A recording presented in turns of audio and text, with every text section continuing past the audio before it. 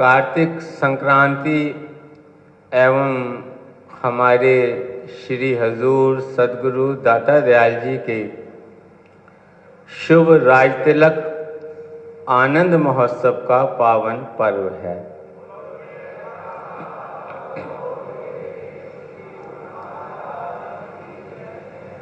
ये हमारा स्वर्णिम सौभाग्य है कि श्री परमहंस दयाल जी की छत्र छाया तले श्री अनंतपुर धाम में आज श्री हजूर सद्गुरु दाता दयाल जी का पूजन आराधन करते हुए कार्तिक संक्रांति एवं आनंद महोत्सव का पावन त्योहार मना रहे हैं।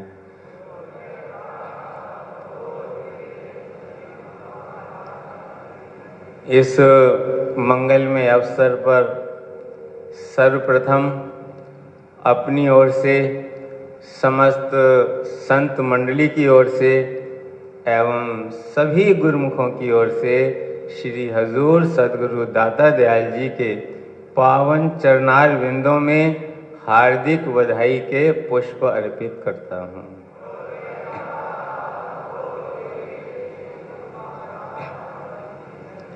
और इसके साथ ही सभी गुरुमुखों को आज के इस मंगलमय अवसर की कार्तिक संक्रांति एवं शुभ राज तिलक के इस आनंद महोत्सव की लाखों लाख बधाई हो।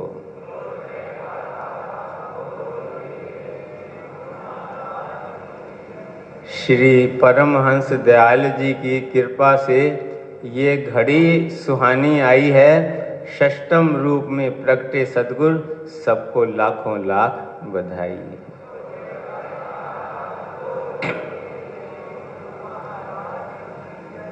जीव कल्याण के लिए ही महापुरुष इस धराधाम पर अवतरित होते हैं और उनकी जितनी भी रचना है वो जीव कल्याण के लिए ही है। हमारे परम इष्ट देव श्री सद्गुरुदेव दाता दयाल श्री पंचम पातशाही जी महाराज ने एक बार अपने पावन वचनों में फरमाया कि जैसे मिठाई की दुकान पर जाओ तो अनेकों प्रकार की मिठाइयाँ होती हैं, उनके नाम अलग अलग होते हैं। बर्फी है, लड्डू है, पेड़ा है, चमचम है, रस और तरह तरह के नाम होंगे, लेकिन सबके अंदर एक चीज़ बराबर होती है। हर मिठाई के अंदर होती है क्या कि हर एक के अंदर मिठास भरी होती है। ऐसे ही महापुरुषों की जितनी भी रचना है, जो कुछ भी हमें दिखाई देती है, उसके नाम अलग अलग हो सकते हैं। जैसे कि मंदिर का निर्माण करना है, लंगर का निर्माण करना है, सफाई की सेवा है और हॉस्पिटल बनाना है, और भी तरह तरह की सेवाएं हैं। सबके नाम अलग अलग हैं, लेकिन सबके अंदर एक चीज़ बराबर है कि सब में जीवों का कल्याण भरा हुआ है। तो महापुरुष जीव कल्याण के लिए इस धराधाम में आते हैं। महापुरुष श्री परमहंस दयाल जी ने इस धराधाम पर प्रकट होकर के जो श्री अनंतपुर दरबार की रचना रचाई है, वो केवल जीव कल्याण के लिए। हम सब गुरुमुखों ने श्री दिव्य ज्योति दिवस के अंदर श्री हजूर सद्गुरुदेव महाराज जी के पावन वचनों में भी श्रवण किया कि परोपकार की खातिर सद्गुरु मेरे आए, सदमार्ग दर्शाने सद्गुरु मेरे आए। जीवों को सदमार्ग दर्शाने के लिए, जीवों के कल्याण का मार्ग दर्शाने के लिए, जीवों को भलाई का मार्ग दर्शाने के लिए, जीवों को भक्ति का मार्ग दर्शाने के लिए, जीव को आत्मा से परमात्मा से एकाकार कराने का जो मार्ग है वो दर्शाने के लिए ही महापुरुष इस धराधाम पर अवतरित हुए हैं। और इस समय भी सुंदर सिंहासन पर विराजमान होकर हमें पावन दर्शन और शुभ आशीर्वाद से निहाल कर रहे हैं।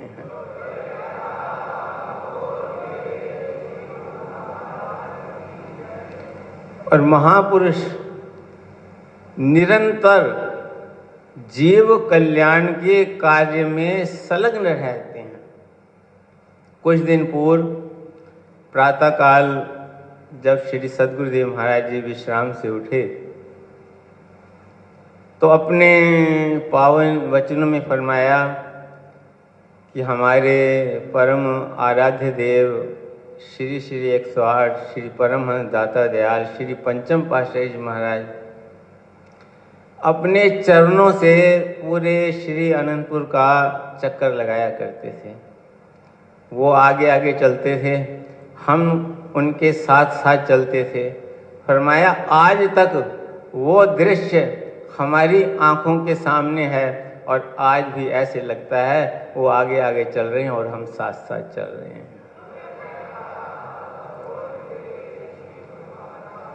तो महापुरुष जीव कल्याण के लिए हमेशा ही संघर्षरत रहते हैं। उनके दिल के अंदर यही भावना होती है कि जो जीव उनकी शरण में आ गए हैं वो इस भक्ति के पथ पर अग्रसर होकर अपने जीवन को सफल बना सकें, अपनी आत्मा को परमात्मा से एकाकार कर लें।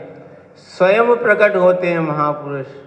जैसे ये वाणी में वर्णन आया है कि जन्म मरण दुहों में नाही, जन पर उपकारी आए, जिया दान दे भक्ति लायन, हरि स्यों लैन मिले। स्वयं पार ब्रह्म परमेश्वर जो है सदगुरु के रूप में इस धराधाम पर प्रकट हो सकती है, क्योंकि और साधारण जीव तो स्वयं भटके हुए हैं। जो खुद भटका हुआ है वो दूसरे को राह पर कैसे लगा सकता है। इसलिए स्वयं परमात्मा को समय समय पर इस संसार में प्रकट होना पड़ता है मार्ग दर्शाने के लिए। तो ऐसे ही श्री परमहंस दयाल जी ने धराधाम पर अवतार धारण किया। श्री हजूर सद्गुरुदेव महाराज जी के बचपन की ये घटना है कि जब श्री अनंतपुर दरबार की ये अनंतपुर धाम की धरती ली हुई थी तो सेवा के कार्य चलते थे। तब तो सब ये जंगल ही था। तो वहाँ से ईसागढ़ से रोड़ियाँ पत्थर उठा उठा करके लेकर के आते थे बैलगाड़ियों में भर करके। तो एक दिन श्री सद्गुरुदेव महाराज जी, छोटी उम्र थी, 6-7 साल की उम्र होगी, 8 साल की होगी, तो एक जगह पर पेड़ के नीचे लेटे हुए थे। उधर से एक फकीर का गुजरन हुआ तो उसने आपको उठाया और आपसे पूछा कि आप कहाँ रहते हैं, आपका क्या नाम है। तो आपने बताया कि हम श्री अनंतपुर में रहते हैं, श्री सद्गुरुदेव महाराज जी की छत्र छाया में रहते हैं, उनकी चरण शरण में रहते हैं। तो उसने कहा कि आपके जो चरणों में रेखा है वो ऐसी रेखा है कि आपको तो शहंशाह होना चाहिए। तो श्री हजूर सद्गुरुदेव महाराज जी ने फरमाया कि ये तो हमें नहीं पता, लेकिन हम तो श्री अनंतपुर के रूहानी शहंशाह के बच्चे हैं।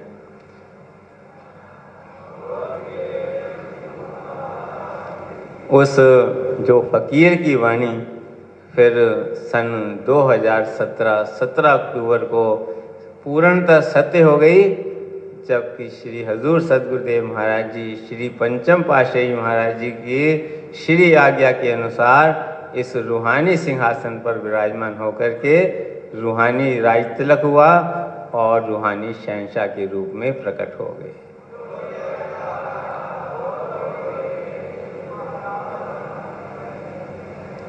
एक बार श्री हजूर सद्गुरुदेव दाता दयाल जी ने ऑस्ट्रेलिया में कृपा की। तो ऐसे तो महापुरुष अपना जो टाइम है, उनका जो टाइम है, एक एक पल अनमोल होता है। लेकिन जैसे कहते हैं ना कि महापुरुषों का कोई भी कार्य इंटरटेनमेंट के लिए नहीं होता। हर चीज के अंदर जो है जीव का कल्याण भरा होता है, कोई ना कोई भेद भरा होता है। देखने में चाहे वो कैसा भी लगे, लेकिन हकीकत कुछ और निकलती है। तो एक दिन भक्तों ने विनती की, गुरु महाराज जी यहाँ बहुत सुंदर लेक है और श्री गुरु महाराज जी कृपा करें। तो श्री गुरु महाराज जी भक्तों की विनती पे फरमाया कि चलो आज लेक देखने चलते हैं। 7-8 कारें भी साथ में थीं। तेजी से जा रहे थे। अब एक जगह श्री गुरु महाराज जी ने अचानक फरमाया, रोक गाड़ी रोक। अब हाईवे के ऊपर गाड़ी रोक नहीं सकते थे। उसने एक श्री गुरु महाराज जी, मैं देख करके देखता हूँ कहाँ जगह खड़ी होती है वहाँ खड़ी। गुरु महाराज नहीं, खड़ी करो खड़ी करो। वहीं एक मोड़ आ गया तो उसने मोड़ करके जो है गाड़ी खड़ी की। अब एक गाड़ी तो थी नहीं, 7-8 गाड़ियाँ थी। उसके बाद जो है वहाँ पे श्री गुरु महाराज, यहाँ देखो कोई टी स्टॉल हो तो वहाँ बैठ करके सारे रेस्ट भी कर लेंगे और कोई चाय पानी नाश्ता भी कर लेंगे। तो वहीं थोड़ी दूर पे दिखाई दिया तो वहाँ टी स्टॉल पे गए। एक बाहर अलग जगह पे बैठ के सब गुरुमुखों ने चाय नाश्ता किया। फिर श्री गुरु महाराज जी ने फरमाया, अब इस होटल के मालिक को बुलाओ।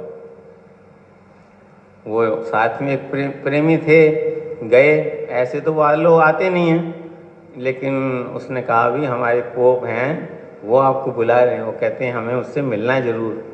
तो वो वहाँ से चल करके आया। फिर श्री गुरु महाराज ने उसको बहुत सारा प्रसाद दिया। जब चलने लगे तो श्री गुरु महाराज जी ने अपना गले का हार उतार करके उसको दिया और फरमाया कि ये हार जो है अपने भगवान को पहना देना। तो वो जो है पहले तो सोचता रहा, सोचते फिर उसने जो है वो हार जो है कहा, मेरे भगवान तो इस समय आप ही नजर आ रहे हैं। उसने हार गुरु महाराज के गले में पहना दिया।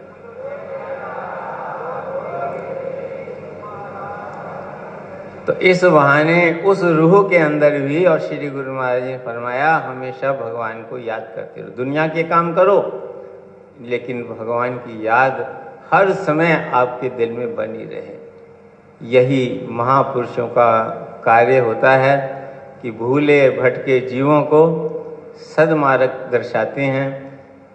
किसी भी अपनी लीला के द्वारा, किसी भी कारण से, किसी भी वचन के द्वारा जीवों को मालिक के चरणों से जोड़ते हैं, सच्चे नाम से जोड़ते हैं और हर वक्त हमें यही प्रेरणा देते हैं कि नाम का सिमरन करो, नाम का सिमरन करो, नाम का सिमरन। यद्यपि असली काम जीव का यही है, लेकिन हम जीव भूले भटके जीव, माया के उसमें आए हुए, कभी गुरु महाराज से कहते हैं हमें धन चाहिए, कभी हमें चाहिए संतान चाहिए, कभी बीमारी दूर हो जाए। ये चीज़ें हमारी नहीं हैं, ये हमारे साथ जाने वाली नहीं हैं।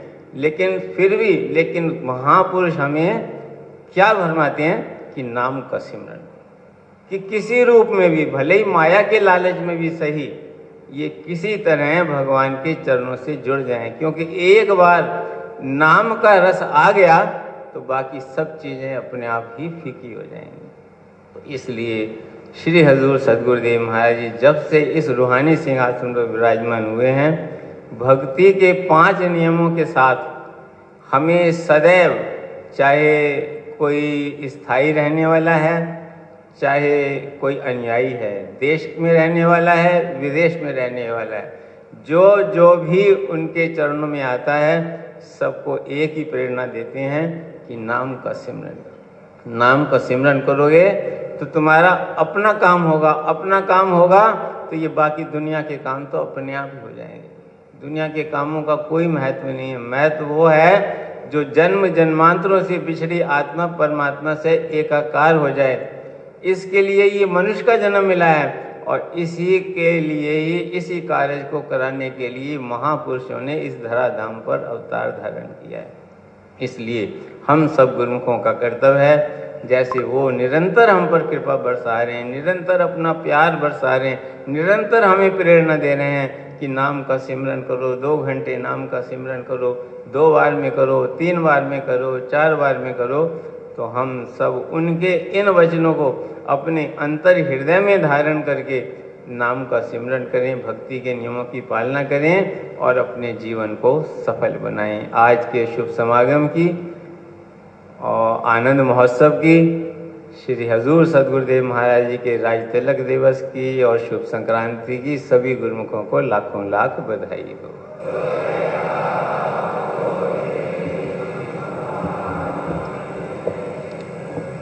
बोलो जयकारा बोल मेरे श्री गुरु महाराज की जय।